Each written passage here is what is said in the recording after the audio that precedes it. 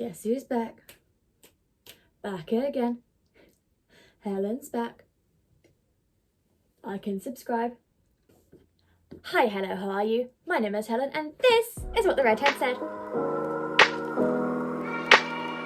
I just recently left my job, which meant I left the staff discount behind, and I couldn't do that without filling up on as many books as my bank account and my discount plus card could handle, which turns out is quite a few.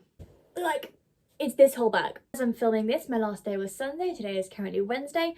I've already forgotten half of what I got, so we'll discover it together. Number 1, I'm a girl in a world in which my only job is to marry rich. The Accidental Medium by Tracy Whitwell. This is one that came in off the trolley and I went, yeah, that is mine. Also, straight up, I'm sorry, I'm gonna have terrible lighting. My ring light is broken, so we're going natural lighting, and if I move, you cannot see my face. Meet Chance, the accidental medium who, with the help of the dead, is about to become an unwilling crime solver.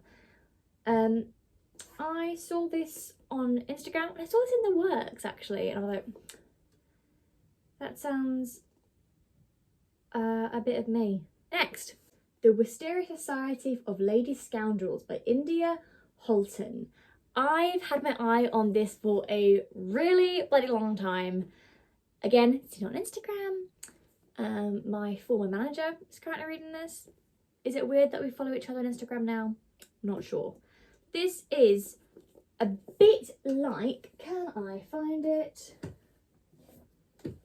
Reputation by Lex Croucher, and also a little bit like Pride and Premeditation by, I don't think, Terza Price, I think is her name, in that it's Austen-y, it's Regency, it's Bridgerton-y, but it's got a little twist, and the twist is that it's also a bit like Peaky Blinders. Enemies to lovers, but with Bridgerton, but also with a bit of arse kicking. Absolutely yes, 10 out of 10. Next up, although I told myself I will never read a plague novel after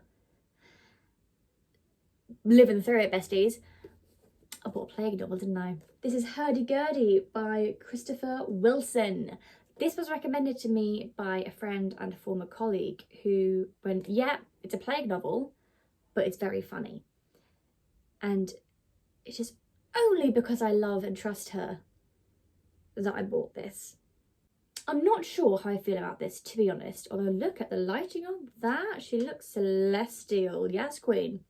Would never have bought it had it not been so highly recommended. If you know anything about me, and if you don't know anything about me, hello, hi, welcome. Fairy tale is my favourite thing in the world. So I bought For the Wolf by Hannah Witten. To be honest, I thought I already had this, but I think I was getting it confused with The Wolf and the Woodsman, which is Ava Reid.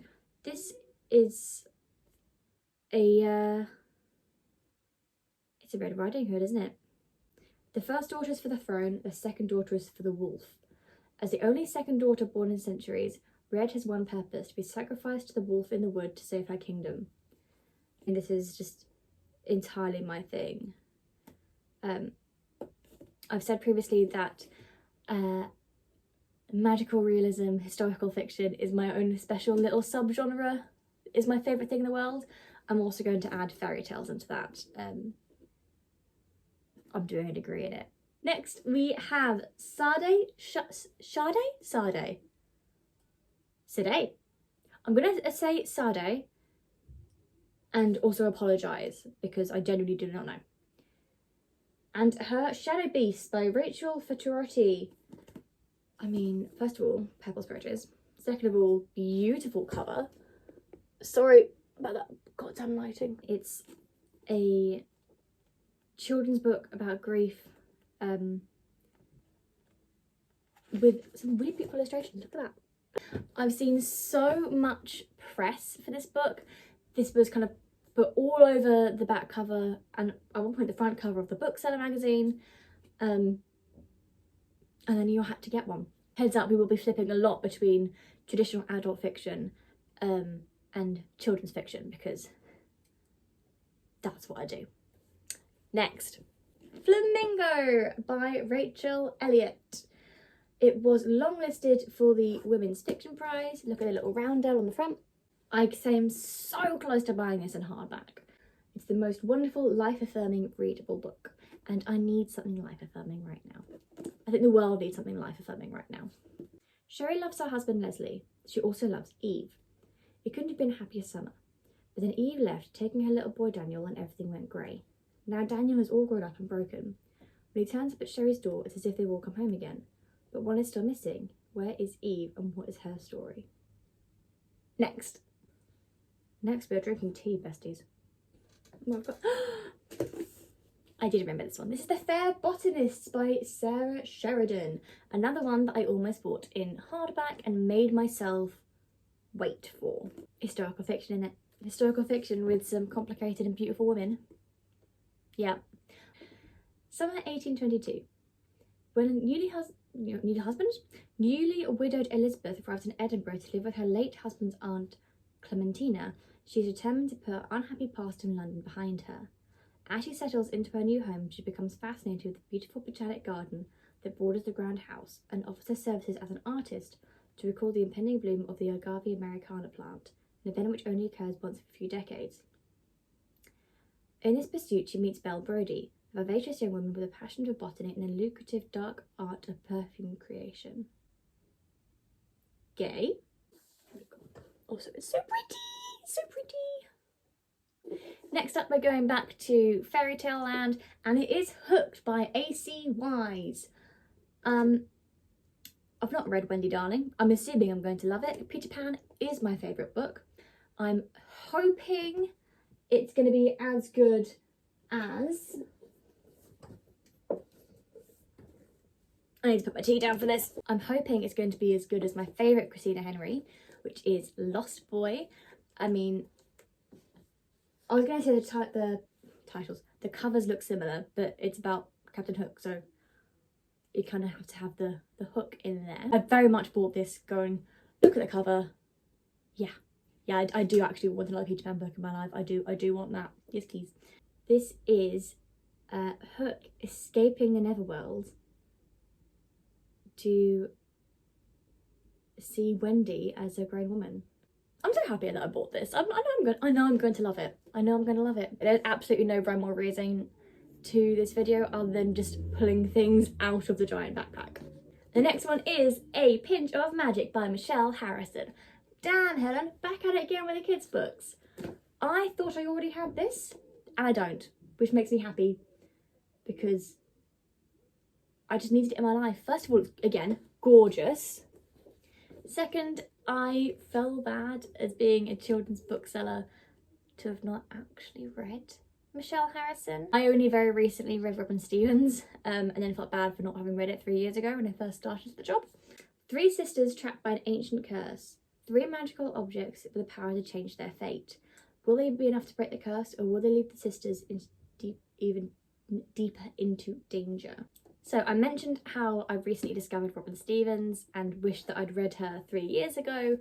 This is in a similar vein to Robin Stevens, but instead of the Detective Society, we've got Alice. Alice is autistic, and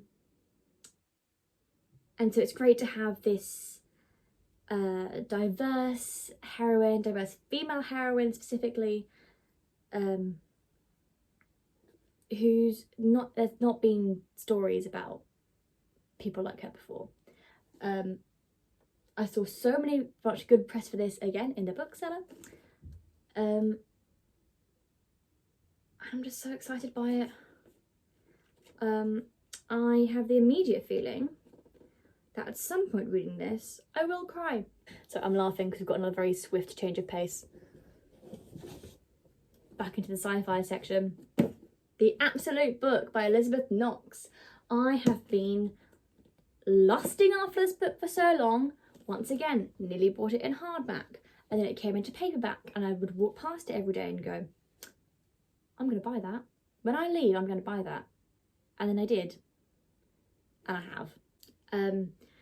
This is the kind of sci-fi that I love, the fantasy stuff that I love. It is not super high, here's some orcs.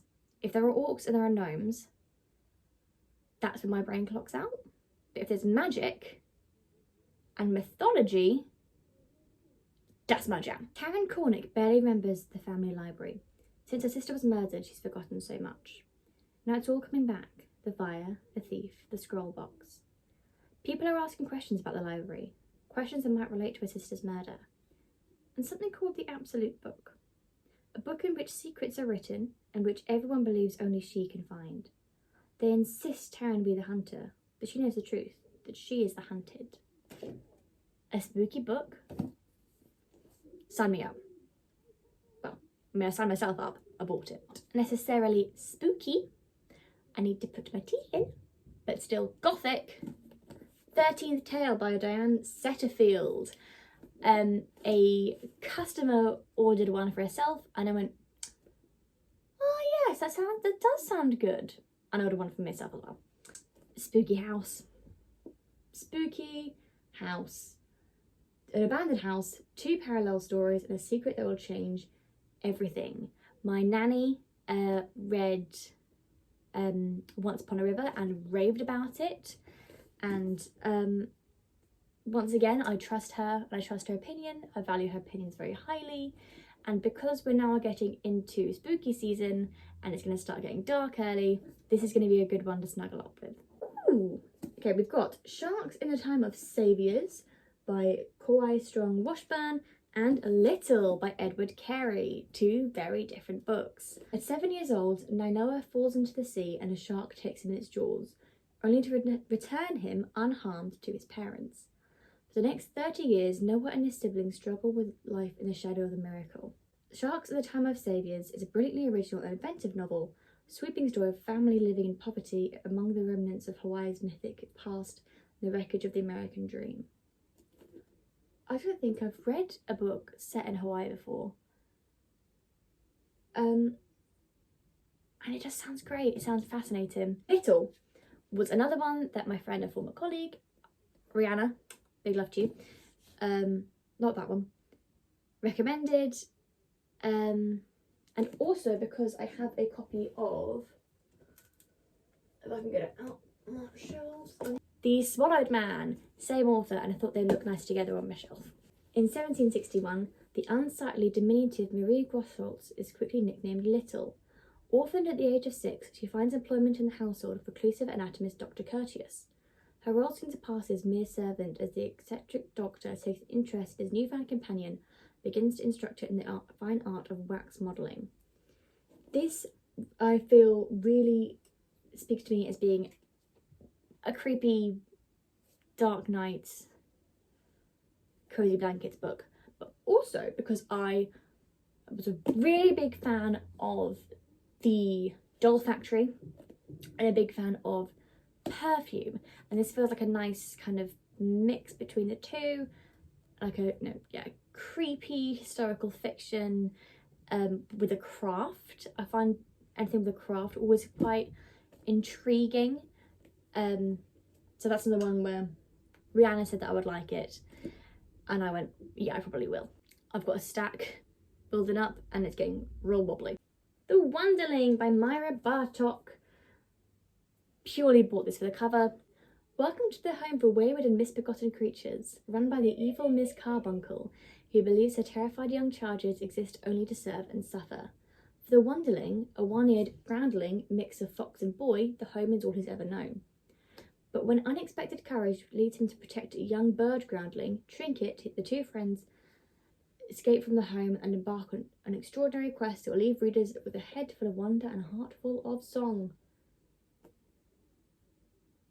It's beautiful. Next we have another children's book that I've been wanting to buy for a very long time, and then I had to do it, I had to get it. It is The Goldsmith and the Master Thief by Tonka Dracht. I might not read this immediately because it looks like a very wintry read, and I'm so much of a mood reader that if I read this August, September time, it wouldn't feel quite right. I need to wait for it to get a little bit colder. This is the story of two identical twins who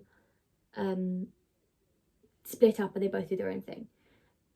So Lorenzo becomes a metal worker, a jeweler, one might even say a goldsmith, and one becomes a thief. Along the way, they'll face terrible danger, become prisoners in a castle, sail across the ocean, fall in and out of love, even become kings by mistake. They must use all their wiles and wisdom to survive. Are you ready to join them? Yes, I am. Relieved to know these are my last ones. The lighting is still horrific. I will try and fix that for the next video. So we're just getting into the final ones, which are the hardbacks. They look like this. From a lot of children's books, something very, very different. I got King of Battle and Blood by Scarlett Sinclair, and it is available in paperback now. I did specifically buy the hardback because I have pre-ordered the sequel in hardback, not realising it was a sequel. So now I have a very sexy book in hardback, and I feel good about it. I don't think I can talk about this book on YouTube. Is there an OnlyFans for books? Let me know. We have The Daughter of Dr. Moreau by Sylvia Moreno Garcia, who wrote Mexican Gothic, which I've still not read. Beautiful pink spreads. It's the new one, which is why it's a hardback. Put your words together, Helen. Honestly, I know very little about it, other than it's an incredible author who I know that I'm going to love. And because I love magical realism, and that genre did kind of originate in Latin America, so I want to read more Latin American books, and so I got it. That's a fun story. Let's go for the last one. That stack is falling, which is The Second Sight of Zachary Cloudsley by Sean Lusk. Once again, we've got historical magical realism because I am predictable. Look at that map. Look at the map. Zachary can see into the hearts and minds of the people he meets. Soon a near fatal accident will take Zachary away from his workshop and his family. His father will have to make a journey to Constantinople he'll never return from, and years later only Zachary can find out what happened. Guys, beautiful pretty cover with a map in hardback with a bit of magic. It's everything. It's everything I could ever want and more. At this point, I would usually spin and say, what is the redhead reading? But if I cough, if I breathe with too much vigour, the 19 books that I bought on Sunday will fall everywhere. I'm scared to do that. So, what is the redhead reading? I'm reading Babel by R.F. Kuang. I will put a little picture here because I don't want to move and get my copy because it's going to fall everywhere. I'm not very far in. I was super lucky and super fortunate to receive a proof copy. So thank you ever so much to Elle from HarperCollins for doing that for me. And I'm loving it. It's dark academia, magical realism. And it talks about books and the power of words, and also colonialism, and what does it mean to only translate things into English and not English into other languages. What is academia? It's set in Oxford, which is a city that I know really well. I know it's had so much hype and so much build up, and honestly it is entirely worth it. So I would thoroughly recommend you read Babel. And that is it from me. Thank you so much for watching. I'll be back at some point in the not too distant future